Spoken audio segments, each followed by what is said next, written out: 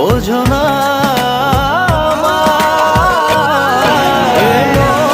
সারাক্ষণ শুধু তোমার ভালোবাসা পেতে চায়। এমন সারাক্ষণ শুধু তোমার ভালোবাসা পেতে চাই।